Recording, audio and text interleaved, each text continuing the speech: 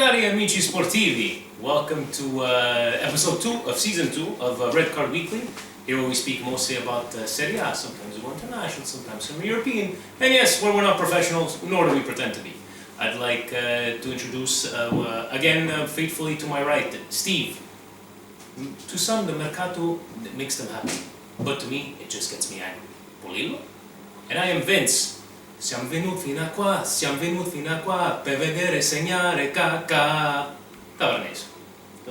It was a little chant. Welcome to our musical edition of Red Card Weekly, where we musical without coffee. It's a morning edition. Yeah, we showcase some Broadway specials. Vince is experimenting with things. Okay. And to all our new viewers, yes, we are just a couple of nobodies that talk about Serie A. We got no filters, we're live from different locations, and watch till the end because we do talk about our red card of the week, something that grinds our gears, as per Peter Griffin, so watch till the end. Before we start, would you like to make the announcement? Yes. Everybody's splashing money on the mercato, yeah. Ozil 50 million, Kaká for free back to Milan. Please Steve, announce what we have to announce. Red Card Weekly have an announcement. We've made our first transfer acquisition of this transfer window. Yes. We will be signing Francis Cola Giacomo. You've seen him here on other shows there. We decided to re-sign him, bring him back on a free transfer. 17 easy installments of $14.99 for his services. But the actual video of it will be on and posted later on, where we actually he signs the contract. Yeah, we welcome him to the press conference. Exactly. Thousands of journalists. That'll be on later on. But he's happy. He's happy. Right now, where is he? He's not match fit. He's not match fit. So he's at the Red Card Weekly training facilities. Getting back on shape.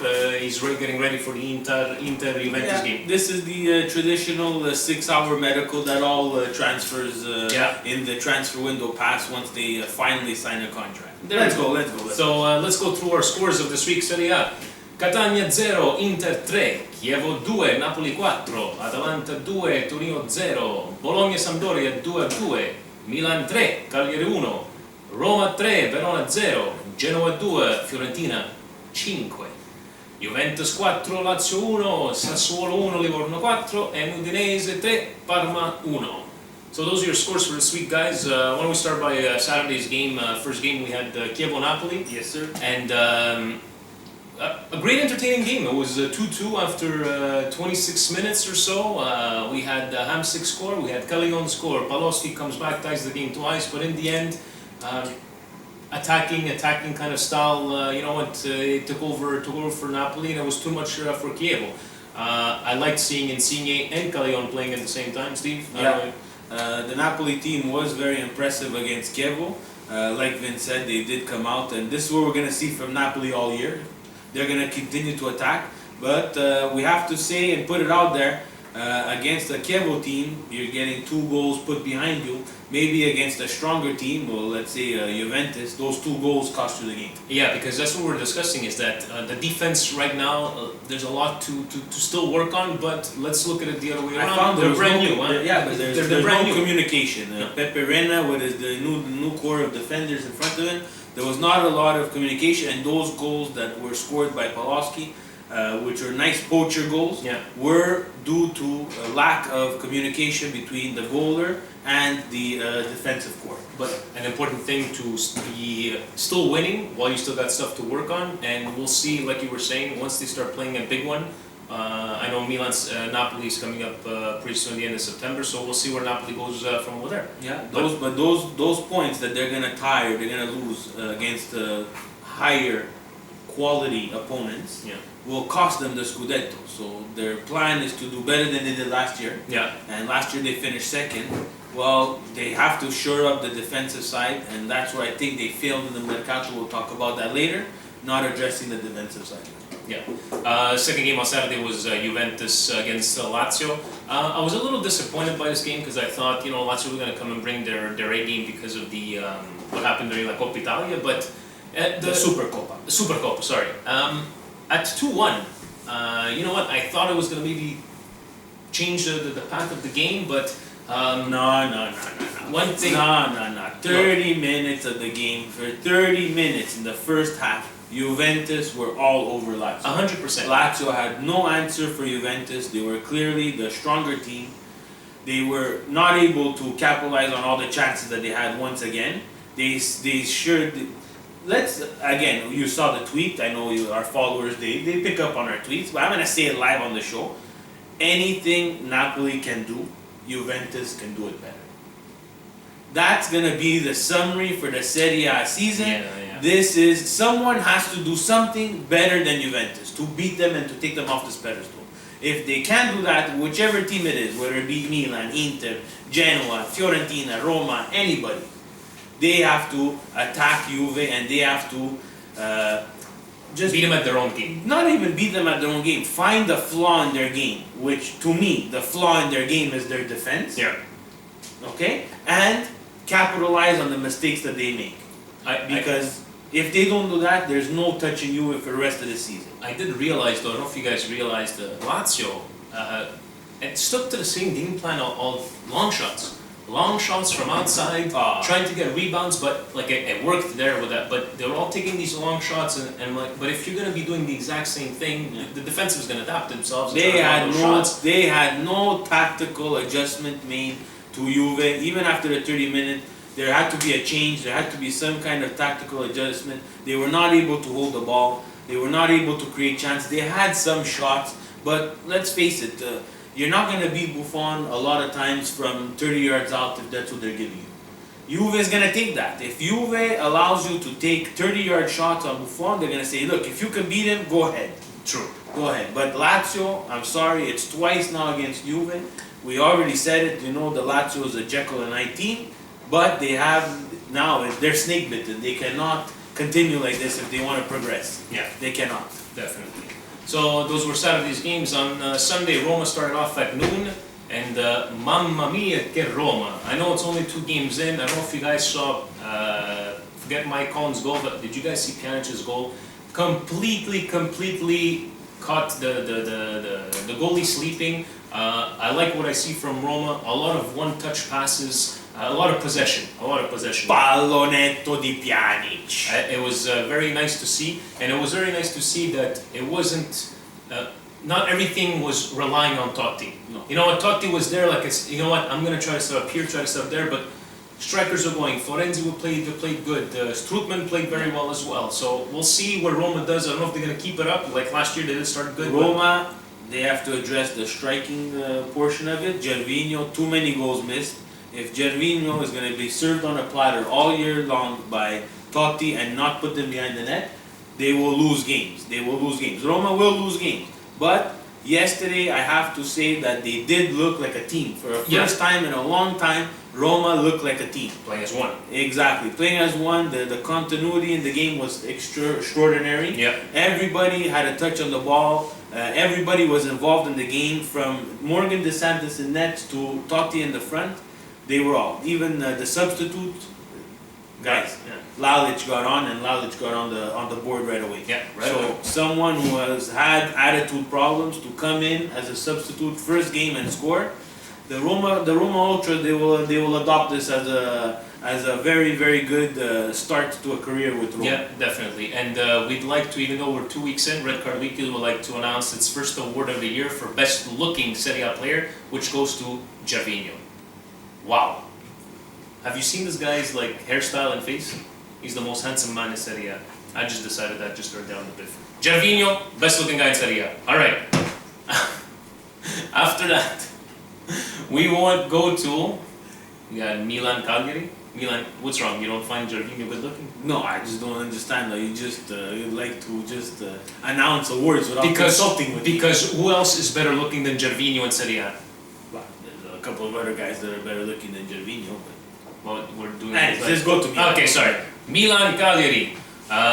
Milan played, I would say above average. Okay, not They played above okay. average. Okay. Yes, we won 3-1. And the only thing I was thinking about, Steve, is if Balotelli wasn't on that field, the way he was controlling, he was holding the ball, making sure that guys get into position. I don't know what we would have done against. I'm not saying we would have lost, but a big key Balotelli, and 4-2, the 4-2-3. What the hell did we play? 4-3-1-2 formation. El Shaarawy off the bench, and then everything started. Okay, El Shaarawy's not playing because he's going Well, let's here. let's bring it out there. Let's bring it out there. Milan was just okay against a very weak Cagliari team. Cagliari team that are full of players that are involved in this mercato of madness. Yeah. Nainggolan, Astori not even playing yesterday. So, Milan in itself, unfortunately, again we're going to start this like we started last year. If you want to contend for the Scudetto and not just be happy with third or second place, things need to change on the Milan side. Milan was not convincing yesterday. Everybody saw. The goals that we scored were goals that happened out of misfortunes and mistakes made by the Cagliari defense. Every goal that came out of that, the Balotelli, the ball, the guy cleared it, it landed right on his foot, he was able to control it and he blasted it home. Okay. Mexes off a rebound. And Mexes. Robinho, who unfortunately, my It was opinion, nice dummies. it was a nice dive, but my opinion, Robinho should not be on the field when you have El Shaarawy there. But that's not even where I want to go. It's Mr. Max. Mr. Max makes changes, just terrible changes all the time. First of all, yes. again, we have Montari on the pitch. Sole. Unfortunately, Montari for some reason has some kind of bond with Allegri He's that okay, allows him Montari, to stay on the field for that much time, that many games in a season. Montari should not be on the field. He can come in as a substitute to help you shore up a game, yes. He's a great long distance shooter. Montari can take the shots from outside the box. Come on, give him a chance. The shots are the long distance shooter to actually hit the net? No. Long distance shooter to try to hit people that he sees in the crowd that he might not like. Yes. Glass half full? Milan need to give the chance to the young players. They have Poli, who yes, he did play, but the substitute of Poli to come out to bring in Nocerino, negative for Poli. For his confidence. He wants to do defensive. For his confidence, it's very negative. Matri coming in front of El Shaarawy. Okay, you want to give Matri his home debut at the San Siro, I understand that. But then just leave Il Faraone on the bench. There's no need to bring him in with 3 minutes left. Destruction of character. Yeah. These guys, these pro athletes are like fine china. They get damaged very, very, very easily. Stefan El Shaarawy is damaged china. Exactly. As well. Look at this. By the way, it's Steve Nice, Italia, campione del mondo, Espresso Cup. Exactly. So El Shaarawy, now, after he comes in with 3 minutes left, Mr. Allegri causes all kinds of controversy. Why? Maybe it's the whole plan. Maybe it's the whole plan to screw everybody up. It's because in his brain, something in Allegri's brain does not work right. I'm sorry. It has to be said. It has to be said. I don't want to be a hater. I love Milan. I do the show because of Milan, and that's the only reason we do the show. We love Milan. But we have to say what it is. We are Milanisti who speak the truth in good times and in bad times. Right now, it's a bad time for me. Yeah. Go on to the next team because I don't want to talk about it anymore. Go on to the next team. Ben ritornato Kaká, we'll see who replace him in the formation. Fiorentina put 5 past, who did they play? Fiorentina put 5 past Genoa. Moscardelli Moscardelli, what did he say? I know he's playing with Genoa, by the way. I just wanted to mention Moscardelli scored this weekend. Yeah. But Fiorentina, yeah, they scored 5 goals, 2 of them off penalties. I know there was a little scuffle at the end because Mario Gomez made a celebration and it was fine. Francesco Lodi took a bad and Gomez got to understand, in Serie A non si fanno queste cose, but Fiorentina, yes, 5 goals. I think we're the same story as Roma. Yeah. Are they gonna do this all season long? But they do have what it takes, I believe. Defensively with Pascual, with what's that other guy's name? Rodriguez. They have the striking force up front. Midfield, I think is the only one that's it's okay. Midfield is a bit of a question mark on Fiorentina. Yes, Borja Valero, Quadrado, and Pizarro. But they gotta stay healthy. And Aquilani. They have to all stay healthy because they're not very deep in the midfield. Exactly. So Up front, the partnership of Giuseppe Rossi and Mario Gomez looks like it's going to be something to be reckoned with. So that takes off from Serie A for the Mercato, what has just passed. Qatar coming back to Milan. We had this morning Juventus sign Berardi from Sassuolo as a co-ownership. They sent Maroni the other side. I don't know about what's behind this signing, but anyways, Juventus. Well, let's talk about how bad Milan's Mercato's been. Why am I always gonna go back to Milan? Because that's the. By the way, we got like 5 minutes left. Everybody talks about the Mercato, and Milan's Mercato is just something that, unfortunately, I don't agree with. I don't like the direction that they're going.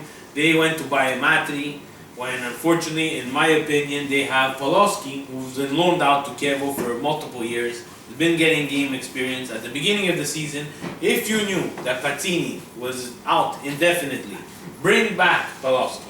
Save the 12 million that you're going to spend on Matri for absolutely no reason why. Make Poloski play. When Pazzini comes back, decide, do you want to keep Poloski or you want to get rid of him? You send him back to Kiev. No, we went and waste 12 million on Poloski. We lost out on all kinds of players. Strootman. We lost out on players like Eriksson.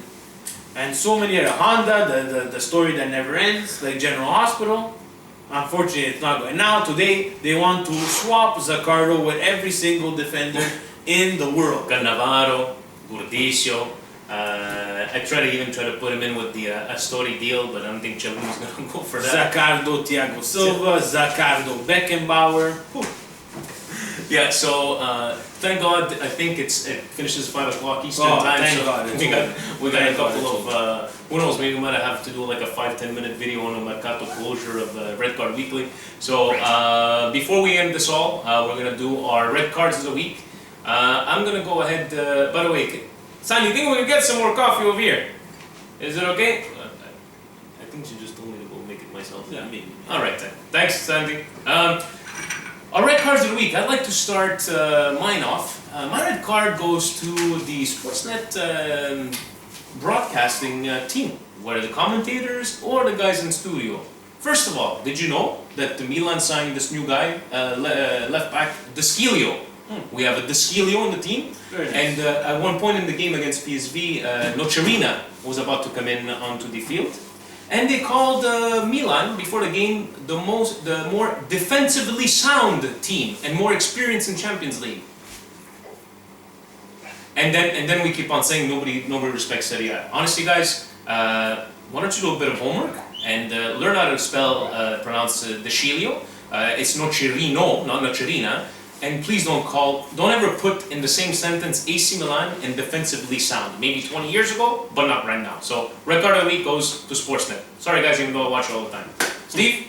Red card of the week goes to Milan and their direction, where they want to take this club. Last year, when they sold Ibrahimovic and Thiago Silva, they decided to go on a youth movement. This youth movement lasted half a season. Now, Thankfully, by some miracle of Gesù Bambino somewhere in this higher power of world that we live in, Mario Balotelli fell on us. Yeah. Because he just saved everybody's job at Milan. Yes. Because now we're bringing in players like Zaccardo who don't play, and we want to swap them for other players who are just as old. Salomon, who is a young player who we send to Sampdoria.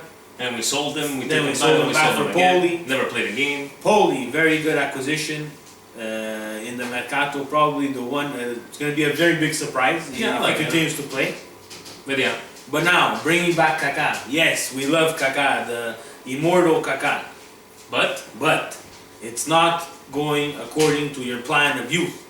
Last I checked, Kaká signed this contract for 2 years. Which we all know that 1.5 he's going to play, because the other half he's going to the MLS and LA Galaxy. And if that's if he doesn't get hurt, because listen, remember guys, yes, I'm happy like Steve, but 4 years ago was Kaká 4 years ago. Now maybe he's a much happier, his mental attitude, but if if you get tackled in the shin and you gotta be out for 6 months, that's what's gonna happen. So we'll see. Kaká has gone also through some operations, and he's also admitted it himself, going on the record on multiple articles saying that certain movements that he used to be able to do, he cannot do them anymore. So We'll see. We'll see how it goes. But my red card goes to the direction of Milan and where they want to take this club. Unfortunately, it's not concrete. The fans will catch on to your mirage that you are trying to impose on everybody, because it's not going to work. Yeah. Oh, and I just realized before I go make our coffee, we forgot to talk about Inter. See what happens when Francis is not around? Sorry about that. We didn't have a third cup for Francis. We didn't have a third cup for Francis. So huh? before I go make the coffee, because I got voluntold to go make the coffee. Inter, won a game. Catania, they looked good. We'll see if not playing 3 games a week, Coppa Italia or Champions League is going to do any. Inter look really Can you close off? Can you close off on Inter? And I'm just going to make a Inter look really organized. Mazzari's making a big difference with the players that he has. Good for Inter. They're looking very organized, very happy. Ciao.